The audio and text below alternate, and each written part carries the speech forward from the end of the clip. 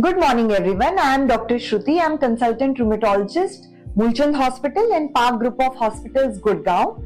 आज हम rheumatoid arthritis के बारे में बात करने के लिए यहाँ पर आए हैं, जो कि एक बहुत ही इंपॉर्टेंट टॉपिक है which is often missed. Basically rheumatoid arthritis एक इन्फ्लेमेटरी टाइप का आर्थराइटिस है, जिसमें जोड़ों में सूजन, जोड़ों का लाल हो जाना और बहुत ही स्टिफनेस आती है, जो कि बहुत प्रोनाउंस्ड होती है मॉर्निंग आवर्स में।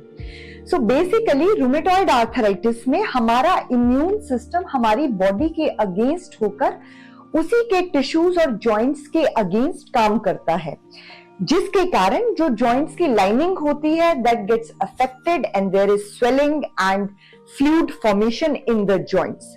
बेसिकली ये तकलीफ 20 से 40 साल की लेडीज या महिलाओं के अंदर पाई जाती है। Although males can also get it, but it is definitely less in number than what females get it. इसके अंदर जनरली हाथ के छोटे जोड़ अफेक्टेड होते हैं, बट दैट डजंट मीन कि नीज, एल्बोज या बड़े जॉइंट्स अफेक्ट नहीं हो सकते हैं। बट शुरुआत में आपको हमेशा हाथ के छोटे जोड़ों में तकलीफ महसूस होगी, जो कि सुबह के टाइम ज्यादा होगी। अगर आपको कभी भी हाथों में अकड़न महसूस होती है या आपको लगता है कि सुबह आपकी रिंग्स अपने फिंगर्स में टाइट हो रही हैं, और ये टाइटनेस, ये stiffness at least it should last more than 30 minutes. It cannot be 5 minutes or something. एक इन्फ्लेमेटरी गठिया के होने के लिए, जिससे जोड़ों को खतरा है, it should last at least for 30 minutes.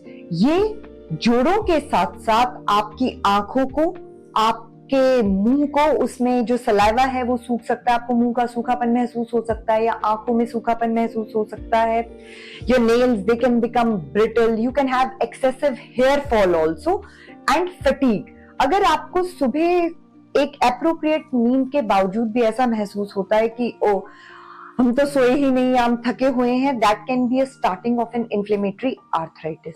अगर ऐसा कुछ भी आप महसूस करते हैं, या फिर आपकी फैमिली में आपकी सिस्टर को, मदर को, फादर को, किसी को भी रूमेटॉइड आर्थराइटिस के सिम्टम्स रहे हुए हैं, then you need to visit your rheumatologist at the earliest and get yourself checked. इसका सबसे बड़ा क्लू ये होता है कि जनरली ये हमेशा दोनों side, it affects the body symmetrically.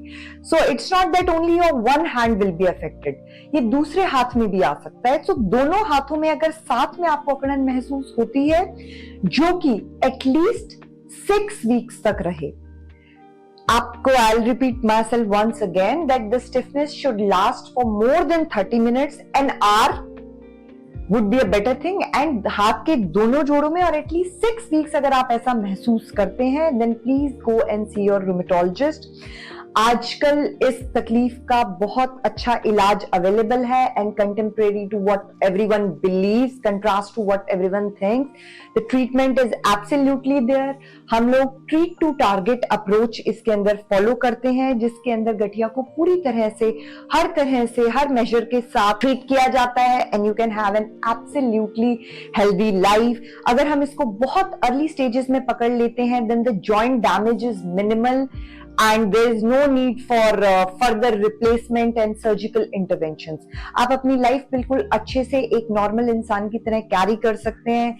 अगर ये गठिया ज्यादा भी है, so we have the newer therapies like biological therapies and JAK inhibitors which can be used, which have almost 100% remission rate in all the people. पर जरूरत है सबसे पहले अपने गठिया के सिम्टम्स को पहचानने की, और जल्दी से जल्दी उसमें किसी भी अच्छे रूमेटोलॉजिस्ट के पास जाके अपने सिम्टम्स को एक्सप्लेन करके सही ट्रीटमेंट लेने की और सही टाइम पे डायग्नोज कराने की। I hope with this piece of information you will be able to recognise the symptoms early and get the necessary medical help. Thank you.